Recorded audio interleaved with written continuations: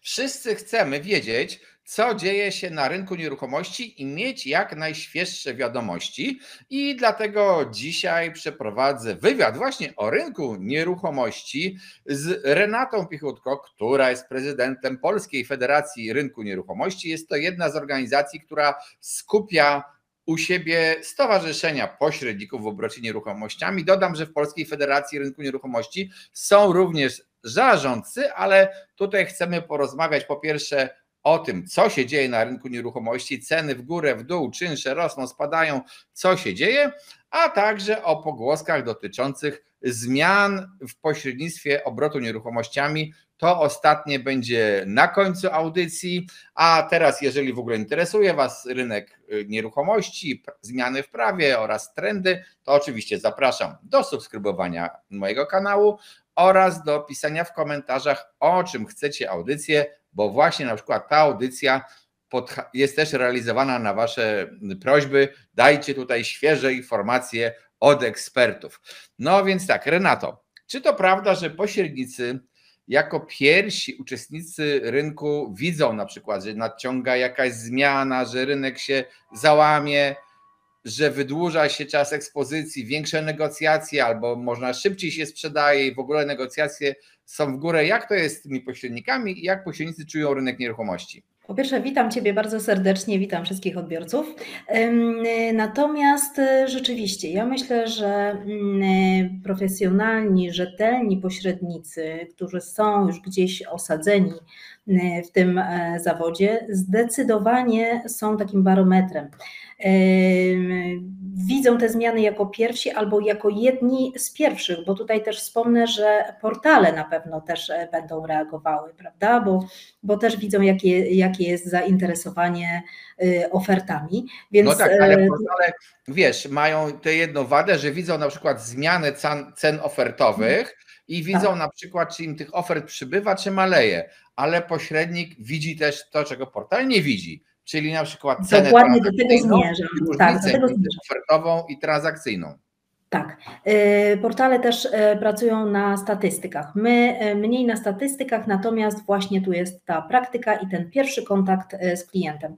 Zdecydowanie odczuwamy, czy to zainteresowanie jest na rynku większe, mniejsze i widzimy od razu takie okresy, kiedy rzeczywiście to zainteresowanie było większe, chociażby paradoksalnie podczas pandemii, kiedy wszyscy mówili i media, nawet gdzieś tam w wywiadach też byłam namawiana do tego, żeby właśnie przedstawiać, że to wszystko będą te ceny spadać i będzie załamanie na rynku. Tak się nie stało i ja tego zresztą też nie przewidywałam. Natomiast widzieliśmy, że właśnie wtedy ceny wzrastały, prawda? Zwłaszcza w tym drugim roku pandemii. To wręcz szybowały te ceny w Warszawie, w Krakowie na przykład. To były niesamowite ceny. Ale my to oczywiście jak najbardziej się z Tobą zgadzam, odczuwamy, my jesteśmy na tym pierwszym froncie i widzimy to doskonale od razu. Tak jak teraz na przykład widzimy już od jakiegoś czasu lekką stagnację, chociaż już zaczynamy z tego wychodzić, ponieważ o tym wszystkim decyduje masa różnych czynników. Ale poczekaj, to wyprzedziłaś trochę moje drugie pytanie. Ja od razu dodam, że też znając pośredników, to wielu z nich spotyka się między sobą na różnych spotkaniach i tam sobie z różnych firm pośrednicy plotkują, co też jest bazą wymiany właśnie informacji o rynku, bo doświadczenia jednej agencji to czasami można powiedzieć za mało. Ona widzi kawałek rynku, a właśnie wymieniając się na spotkaniach uwagami widzimy więcej. I teraz mam właśnie pytanie, to co trochę wyprzedziłaś, ale fajnie. Jak oceniasz ten najbliższy rynek i co sądzisz o jego przyszłości?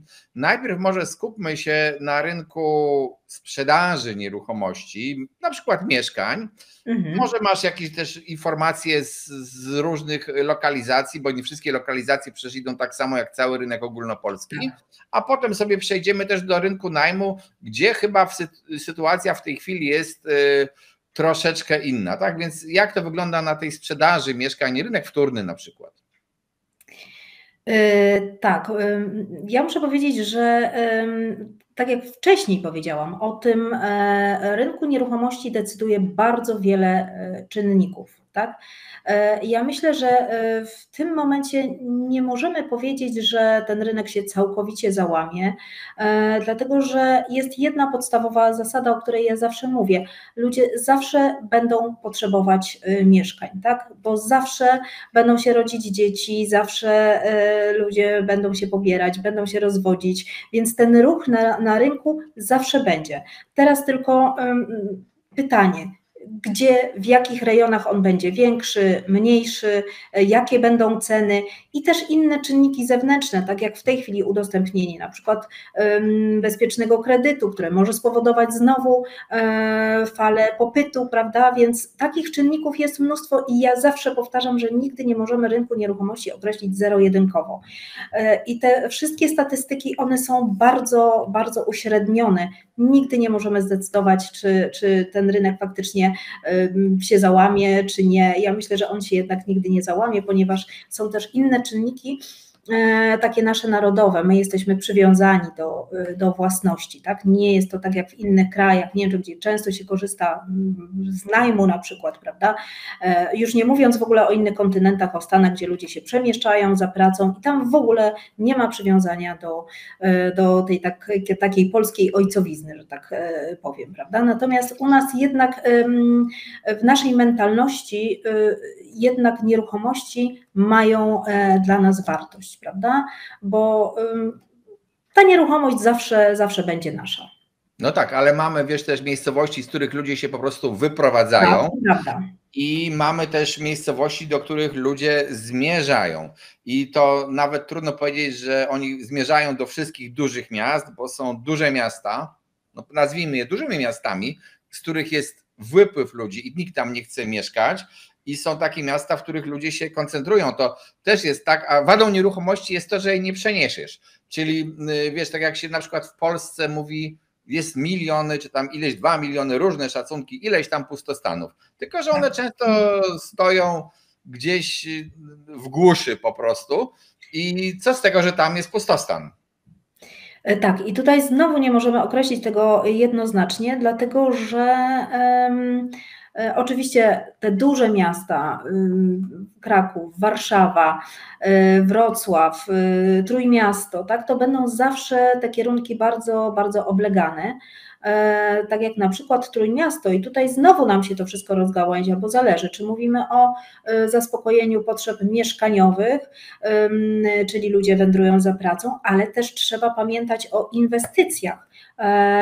W tej chwili społeczeństwo może teraz troszeczkę to się zatrzymało, ale do pewnego momentu jednak miało coraz więcej tych środków, które mogło, tej nadwyżki, którą mogło wykorzystać i na przykład takie ośrodki jak Kraków, które jest miastem turystycznym, czy tak jak Trójmiasto, no to w tej chwili tam się inwestuje, więc tam ten ruch jest też duży, ponieważ tam się kupuje mieszkania, bo mówimy o sprzedaży w tej chwili, prawda, więc też się kupuje pod inwestycje, a niekoniecznie tylko dla zaspokojenia potrzeb mieszkaniowych. Więc to są takie ośrodki, o które mogą się nie martwić o swoją przyszłość, jeśli chodzi o nieruchomości. No, to mówię, to jest temat rzeka, bo teraz mówisz o mniejszych jakichś ośrodkach, o mniejszych miejscowościach i rzeczywiście tam te ośrodki się wyludniają, ewentualnie niektórzy na przykład dziedziczą w takich mniejszych ośrodkach też jakieś mieszkania, czy domy, czy nieruchomości, czy działki. No, ale tam już jest na przykład trudniej faktycznie sprzedać, więc albo to są jakieś pustostany, albo one są wykorzystywane jako takie rekreacyjne, prawda, na przykład domy czy mieszkania. No tak, działeczka. Gdzie się tam powraca, albo one są po prostu w ogóle gdzieś tam wyłączone z użytkowania. I jeszcze jest jeden czynnik, o którym należy pamiętać teraz w Polsce, u nas obecny. I dlaczego mówię, że tego się nie da jednoznacznie określić, bo w jednych rejonach można powiedzieć, że jest wyludnienie, na przykład ściana wschodnia, gdzie widzieliśmy taki ruch, gdzie większość, prawda, gdzieś tam ucieka do Warszawy, czy jeśli nie większość, to naprawdę to jest spora część społeczności uciekająca do większych ośrodków, do Krakowa, do Warszawy, ale z kolei to miejsce ich zapełnili uchodźcy z Ukrainy na przykład, prawda? Takim miejscem też jest Szczecin, gdzie może niekoniecznie tam ten ruch jest bardzo duży, ale właśnie tam też również jest na tym rynku bardzo dużo uchodźców, jak ostatnio patrzyłam też tam gdzieś na jakieś statystyki. Znaczy Szczecin to mnie nie dziwi, bo to było w ramach akcji Wisła, wysiedlanie z Bieszczad do Szczecina i tam jest spora w ogóle mniejszość taka, no nie chcę powiedzieć ukraińska, ale z pochodzenia, łemkowska na przykład i to wiadomo, że to jest tego typu ośrodek. Natomiast muszę powiedzieć, że niedawno, jakieś 2 tygodnie temu, akurat prowadziłem w Krakowie szkolenie dla firmy ukraińskiej w nieruchomościach i oni są zachwyceni. Są to ludzie, którzy mówią w wielu językach, w tym tych takich nielubianych w Polsce, czyli i mało znanym rosyjskim, przez co mają handicap, bo mają klientów głównie gotówkowych i ten napływ jest nie tylko na najem, bo Ukraińcy przecież również nieruchomości w Polsce kupują, to trzeba powiedzieć wyraźnie. Oczywiście, że tak, tak. Dlatego mówię, tutaj nie możemy mówić o całkowitym jakimś załamaniu na rynku, bo na nieszczęście mamy tuż za granicą wojnę, tak? Ale w naszym przypadku, kiedy rzeczywiście widzimy pod względem demograficznym, że następuje faktycznie jakieś wyludnienie i jest nas coraz mniej, no to z drugiej strony na nasze szczęście można byłoby powiedzieć, że tutaj jednak zasilają ludność uchodźcy, prawda? Więc no tak, ja mówię... Gdybyśmy mieli wierzyć w demografię i prognozę dla, nazwijmy to w cudzysłowie, rdzennych Polaków, to ona przewiduje wymieranie i mocne ograniczenie, w związku z tym też mniejsze zapotrzebowanie nieruchomości. Ale słuchaj, chciałem zapytać Ciebie, ponieważ właśnie byłem w Krakowie, przy okazji sobie obejrzałem kamienice w okolicach Grodzkiej, wszystko jest właściwie w krótkim najmie, to są albo apart hotele, albo mieszkania na krótki najem i teraz Ty pracujesz w Krakowie, więc ten rynek na pewno znasz lepiej niż ja i opowiedz mi właśnie o 2 rzeczach. W ogóle o rynku najmu dla zwykłych ludzi i o rynku, jak w Krakowie, gdzie jest silny właśnie najem dla turystów. To jest miasto takie bardzo turystyczne. Jak to wpływa właśnie na ceny najmu tych mieszkań dla zwykłych ludzi. I czy to jest tak już, że faktycznie w tych kamienicach w pobliżu, w okolicach Plan, czy na tym Mowianuszku i może w środku, to już są głównie krótkie najmy, a jak chce ktoś wynająć dla siebie i mieszkać w Krakowie, to może gdzieś tam tylko mieszkanie w tych bardziej peryferyjnych dzielnicach znaleźć. No, chyba że za jakąś astronomiczną cenę w centrum. Powiedz, jak to jest naprawdę. Rzeczywiście, jeżeli chodzi o najem, to tak jak mówiłam, Kraków, Trójmiasto, Warszawa, to są te ośrodki, gdzie tutaj jest dużo przeznaczanych tych nieruchomości pod inwestycje i w centrach tych miast rzeczywiście, tutaj mówię o Krakowie głównie, to jest praktycznie wszystko pod najem krótkoterminowy. On się jeszcze opłaca. Zobaczymy też, jakie będą zmiany, bo szykuje zmiany też Unia Europejska i co za tym idzie, my też pewnie będziemy musieli się do tych przepisów dostosować, więc to może gdzieś tam z czasem troszeczkę wyhamować. Natomiast zdecydowanie zgadzam się z tym, co powiedziałeś. Trudno jest znaleźć w tej chwili w centrum miasta mieszkanie do wynajęcia dla zaspokojenia potrzeb mieszkaniowych. Jeżeli ktoś rzeczywiście posiada takie mieszkanie i nie wykorzystuje go na takie potrzeby, to uruchamia najem krótkoterminowy. Przejdźmy do takiego najmu jeszcze takiego zwykłego na chwilę, bo ja widzę, nie wiem jak w Krakowie, ale ja widzę na kilku rynkach, także na warszawskim, że jednak po tym takim piku, który w ogóle tej hoście na najem i tym runie związanym z wojną, to teraz mocno wychudło, już wynajem nie, znaczy taki zwykły nie jest taki wcale prosty, łatwy i po prostu jest taniej. Mniej się dostaje, jak ty to widzisz? Tak, zdecydowanie tak.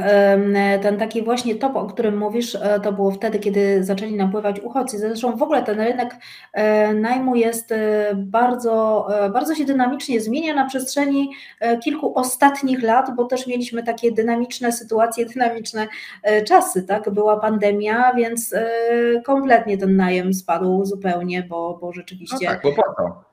Tak, tak, bo nie było wtedy już studentów w miastach, prawda, którzy studiowali stacjonarnie, pouciekali gdzieś tam pracownicy zagraniczni, którzy gdzieś tam pracowali w Polsce, wskutek pandemii też gdzieś powyjeżdżali do swoich państw, głównie mówię tutaj o wschodnich państwach. No i widzieliśmy, że to rzeczywiście gdzieś tam no, był bardzo duży problem z tym najmem. Później z kolei nastał czas wojny tuż za granicą i no, zapotrzebowanie na mieszkania było ogromne, tak? Więc rzeczywiście tutaj był ten top, a teraz ja też zauważam, że jak gdyby znowu powstaje problem, ostatnio właśnie czytałam tych pustostanów też, bo no tak jak mówię, właściciele tych mieszkań obawiają się, po prostu najzwyczajniej w świecie obawiają się tych najmów, że mogą na tym bardziej stracić niż je nie wynajmują, więc znowu, tak więc jeżeli nastanie obowiązek ustawowy wynajmu tych pustostanów, to wtedy rzeczywiście one wejdą na rynek, tak? Natomiast ja, tak jak mówisz, zauważam zdecydowanie, że znowu jest jak gdyby mniejsze zainteresowanie tym najmem i zdecydowanie ceny najmu spadają, więc już nie jest to tak bardzo opłacalne, jak było jeszcze tuż przed chwilą.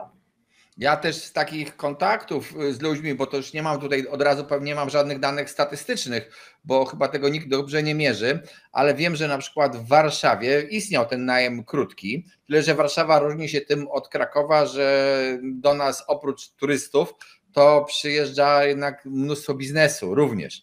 I z różnych powodów, a do Krakowa mniej, przepraszam Kraków za to, ale taka jest prawda, inny charakter miasta. Jest taka prawda, bo ja to zdecydowanie zauważam, tak. I u nas nawet powiedziałabym, że na co dzień nawet ja zauważam, mówię na co dzień, bo mówię o skali całego roku. Nie mówię o miesiącach wakacyjnych, gdzie te ceny rzeczywiście w Krakowie zdecydowanie wzrastają. Natomiast jak patrzę w skali roku, bo sobie to porównywałam nawet ten najem krótkoterminowy w Warszawie i w Krakowie, jeśli chodzi o ceny, to w Warszawie są zdecydowanie wyższe te ceny, naprawdę i nawet w tej chwili, kiedy już zaczął się ten, można powiedzieć, sezon turystyczny, to też ceny w Warszawie są mimo wszystko wyższe niż w tym takim bardzo turystycznym Krakowie. No po prostu biznes, ale też ja chciałem powiedzieć o tym biznesie, bo jednak COVID nauczył ludzi pracy online. Tak jak my teraz nagrywamy sobie audycję online, to kiedyś musielibyśmy się spotkać, byłoby miło, ale jechać z Krakowa, bywasz często w Warszawie, ja w Krakowie, ale to byłoby trudne, a online działa. I też firmy nauczyły się, zaraz po co ty masz jechać na jakieś spotkanie integracyjne, ty się tutaj mi zintegruj przez internet, tak? I skończyły się w ogóle podróże takie międzylotniskowe, ta turystyka taka biznesowo-lotniskowa też została ograniczona i w tej chwili ten najem krótki w Warszawie no jakby nie wraca do tego, co jest przed pandemią, co było przed pandemią z powodu właśnie ograniczenia podróży i tego przechodzenia w online. Czy w ogóle widzicie jakiś wpływ online'u na gospodarkę, na mieszkania tak szerzej? I tutaj może nie do końca się zgodziła, bo powiem, że rzeczywiście tak, zdecydowanie nas to nauczyło pracy wirtualnej, zdecydowanie. I muszę powiedzieć, na początku dla wszystkich to było bardzo wygodne i wszyscy się cieszyli, że będą mieć więcej czasu. Natomiast w tym momencie ja zauważam jednak powrót do spotkań stacjonarnych. I nawet ostatnio o tym rozmawiałam na różnych konferencjach, na różnych kongresach, bo my też jako federacja organizowaliśmy też konferencje online, bo nie było innego wyjścia, bo rzeczywiście wtedy nie mogliśmy się spotykać, było to niebezpieczne, ale na ostatniej nawet konferencji na Pomorzu, z której wróciłam dopiero co, to rzeczywiście wszyscy doceniali jednak te spotkania stacjonarne. Zupełnie inaczej wygląda spotkanie, tak jak my teraz się spotykamy w mniejszym gronie, czy pomiędzy dwiema osobami, ale jeżeli tych osób jest więcej, to jednak bezcenne są te rozmowy, wymiana uwag, zdań i jednak wszyscy za tym zatęsknili i ja widzę zdecydowanie. Co więcej, ja bardzo często korzystam korzystam, powiem szczerze, przemieszczając się na takich dłuższych trasach z Pendolino, z pociągu, podróż pociągiem. I muszę powiedzieć, że już tam to widać, bo jeszcze troszeczkę w tym czasie takim popandemicznym to te pociągi rzeczywiście były niezapełnione, a teraz pomimo tego, że te ceny nawet wzrosły, to ja widzę, jak bardzo trudno jest nawet dostać miejsce, na przykład, nie wiem, w piątek, kiedy wracałam z konferencji, to musiałam dużo wcześniej zakupić bilet, bo nie było szans, żebym się dostała z Gdańska na przykład do Krakowa, tak? Więc ja widzę nawet po tym, że ci ludzie się jednak przemieszczają, te miejsca są zapełnione i gdzieś tam już zapomnieliśmy o tej pandemii i widzę, że to jednak powróciło wszystko, przynajmniej zaczyna wracać do normy i Znaczy, myślę, że... Ja bym tutaj też dyskutował z kolei, bo widać, że niektóre biurowce w Warszawie to będą likwidowane. Już nie mówię o galeriach, ale o biurowcach, bo jednak sporo firm naprawdę i znam ludzi, którzy pracowali i to wcale nie są ludzie, którzy są informatykami, to nie ta branża zupełnie, ale ludzie, którzy pracowali właśnie w biurach i oni teraz na przykład w biurze bywają raz w tygodniu i to też w jakieś określone terminy, a całą pracę wykonują online, po prostu tak jest taniej często i ten kierunek jakoś będzie. Oczywiście, że słuchaj, ja też doceniam to, że ten COVID był uderzeniem i po prostu wszyscy przymusowo siedzieli. Rozumiem integrację, konferencje, gdzie się chcemy spotkać, pogadać. Niedawno już się zresztą spotkali na jakiejś konferencji. Tak, właśnie się spotkaliśmy, tak. Stacjonarnej, ale też jednak jest ta taka grupa osób, którzy po prostu jeździli po to, żeby się spotkać z 2-3 osobami na drugi koniec świata i to już też jak gdyby pada, bo nawet ta taka około właśnie lotniskowa infrastruktura też troszeczkę chyba gorzej wszędzie. Muszę się całkowicie zgodzić z Tobą i dodać jeszcze, bo poruszyłeś kwestię biurowców, czyli korporacje. I tutaj, jeżeli chodzi o całe korporacje, o pracę w biurach, w dużych biurowcach, zgadzam się całkowicie, bo nawet w tej chwili, będąc na ostatniej konferencji, też się właśnie o tym dużo mówiło i jest tak dużo w tej chwili udogodnień, jeżeli chodzi o biurowce, ponieważ chcą przyciągnąć faktycznie tych pracowników. I rzeczywiście tutaj się przeszło nawet na taki system pracy, że ci pracownicy są 2 razy w tygodniu w pracy, 3 razy w tygodniu. Rzeczywiście był gdzieś tam nawet, ktoś podawał przypadek, gdzie przez 2 lata nie pojawiał się pracownik, bo po prostu nie musiał. To jest prawda, jeżeli mówimy o tych dużych korporacjach, to rzeczywiście tak się zdarza, a poza tym, jeżeli już mówimy o nieruchomościach, to też musimy dodać, że wtedy był taki trend podczas pandemii, prawda, gdzie kupowało się te mieszkania, domy za miastem, taka była tendencja, bo wszyscy chcieli mieć te ogródki, więc gdzieś tam uciekali za miasta. Część z osób zainwestowała w te nieruchomości poza miastem, no i teraz je ma, więc teraz trudno im też jest tak dojeżdżać, tak?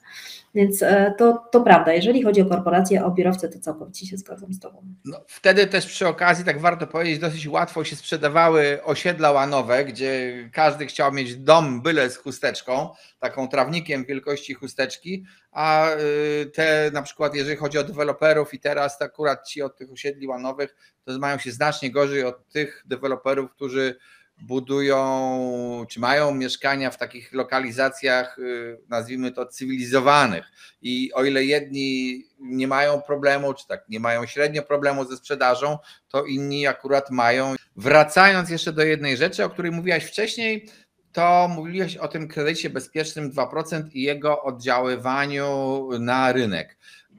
Z mojej obserwacji wynika, że zapowiedź w ogóle tego kredytu i spowodowała, że ludzie na początku tego roku, kredytu jeszcze nie ma, ale jakby na początku tego roku nagle ruszyli po zakupy mieszkań. Część z nich to są ludzie ewidentni, którym ten kredyt po prostu nie będzie się należał. Ale oni dyskontując przyszłość uznali, co będzie, jak taka potężna armia ludzi dostanie pieniądze, pewnie mieszkania zdrożeją, to oni poszli na ten rynek. I była też druga grupa, która liczyła, że gdzieś na tych cesjach zarobi, co minister stara się, co ustawa stara się im ukrócić. Czy to takie, czy widziałaś takie ożywienie też u Was na rynku, czy to tylko ja je widziałem i czy to faktycznie dobrze je wiąże z tym kredytem? Tak, zdecydowanie zauważam to samo. Pod koniec ubiegłego roku, czyli ta druga połowa, tak, zwłaszcza koniec roku, to była taka stagnacja, to było zatrzymanie. Niekoniecznie to były spadki cen, bo tych spadków cen może takich nie było, ale rzeczywiście było wyhamowanie, było zatrzymanie się i takie wyczekiwanie, rozglądanie się, co będzie dalej. Natomiast w tej chwili od marca ja już widzę bardzo duże zainteresowanie. Nie powiem, że duży ruch pod względem zakupu, sprzedaży, natomiast jest rzeczywiście bardzo duże zainteresowanie, odkąd ogłoszono właśnie możliwość skorzystania z tego kredytu bezpiecznego 2%. I teraz od marca, tak jak mówię, to zainteresowanie jest coraz większe, ba nawet już zauważyłam, że niektórzy sobie rezerwują mieszkania gdzieś u deweloperów, czy w sprzedaży indywidualnej, czy to rynku pierwotnego, czy to rynku wtórnego. I rzeczywiście liczą na to, że będą mogli być beneficjentami tego kredytu. Inna grupa, o której już wspomniałeś, to są właśnie ci, którzy chcą to uprzedzić i na przykład dysponują gotówką albo mają taką zdolność kredytową, więc też ruszyli i wyczekiwali, co będzie dalej, bo się rynek troszeczkę zatrzymał, natomiast teraz ruszyli, żeby wyprzedzić tych właśnie chętnych na ten kredyt 2%, więc zdecydowanie widać ruch na rynku od marca, ja tak zauważam.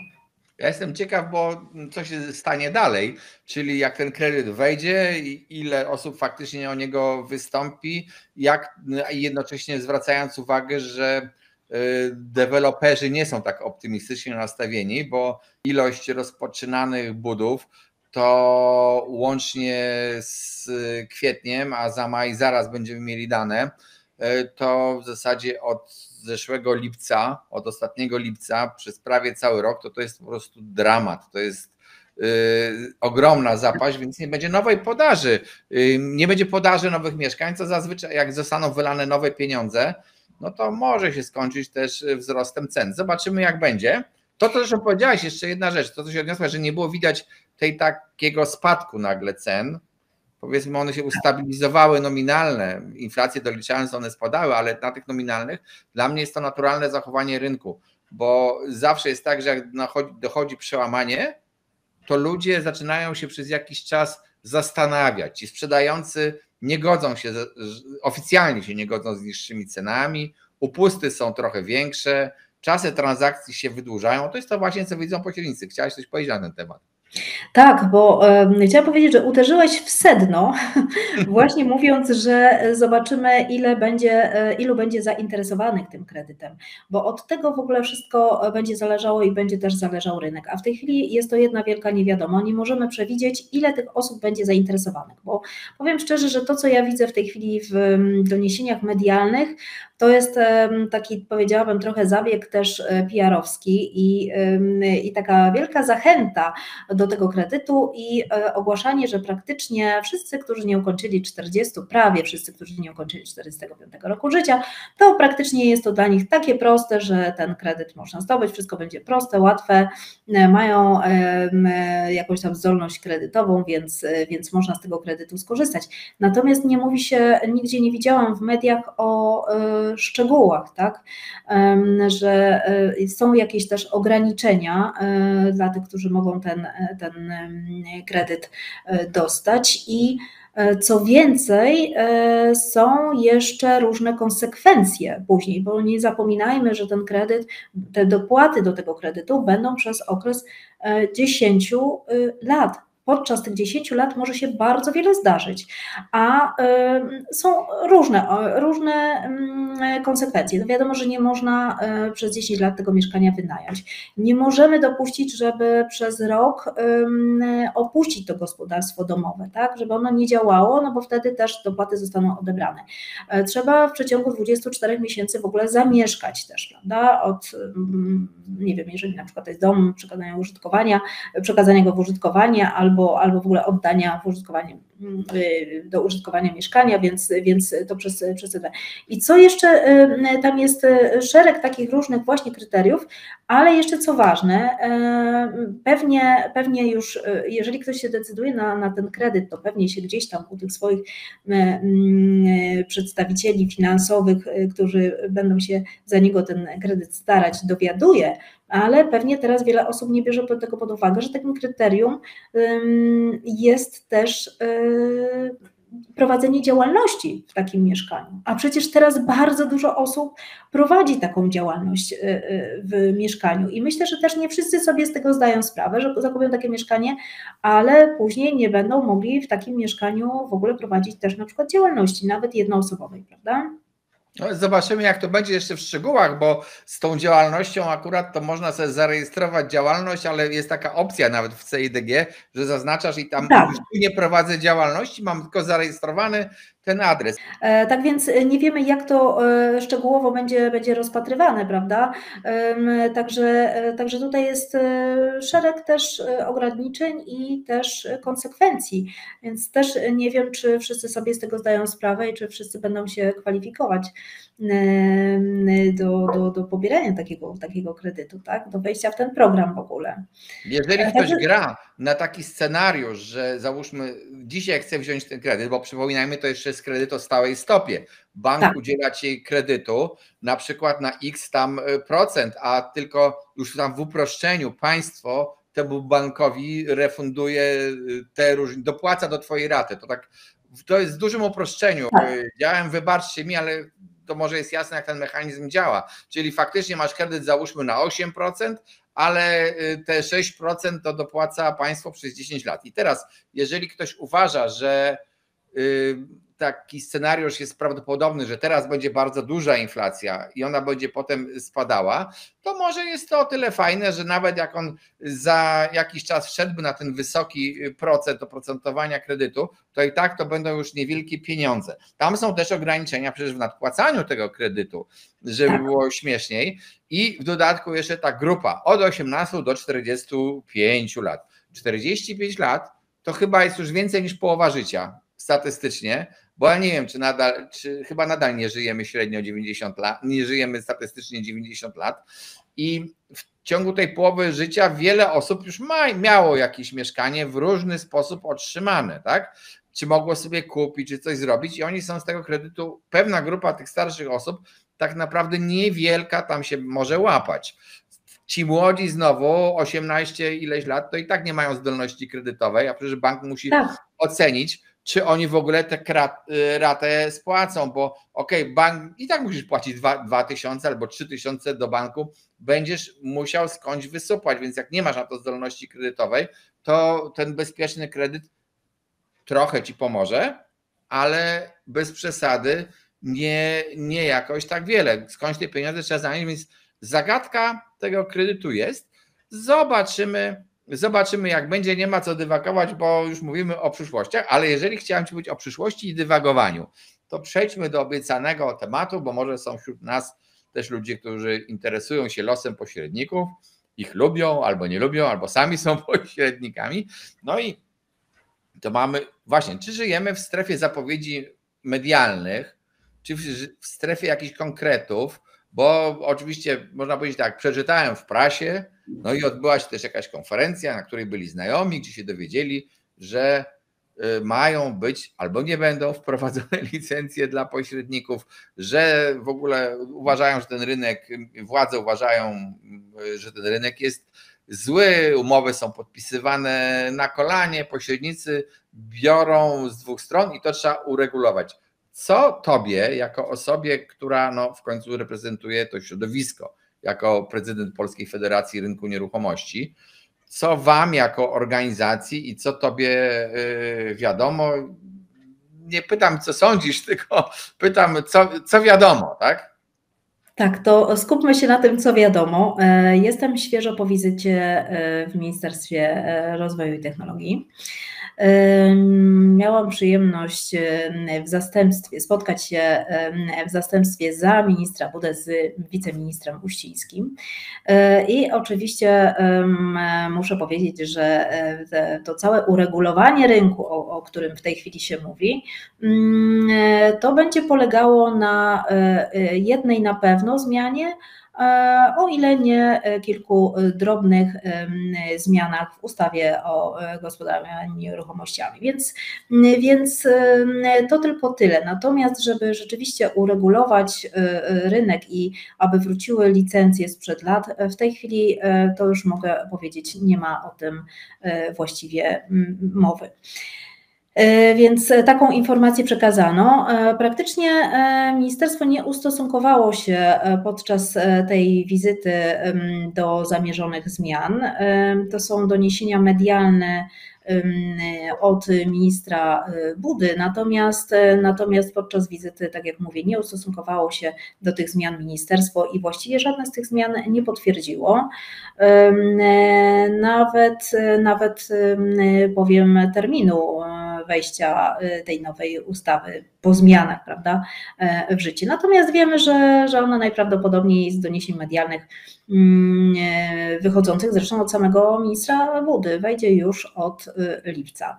No nie wiem, czy ten termin wprowadzenia zmian od 1 lipca jest realny, chociaż wszystko się może w Polsce zdarzyć. Na razie ustawa o zmianie ustawy o gospodarce nieruchomościami z dodatkiem, że ma być to zmiana również ustawy o podatku od czynności cywilnoprawnych, czyli tamte wprowadzenie tej dodatkowej opłaty 6% i zmianę na 0%, to z tą autopoprawką trafiła do Senatu, czyli teraz w zasadzie nie można dodać poprawki już o pośrednikach, przynajmniej w Sejmie, no chyba że może senatorowie coś dopiszą i wtedy by to wszystko, jak wróci do Senatu w ciągu miesiąca, no to pewnie na 1 lipca mogłoby działać.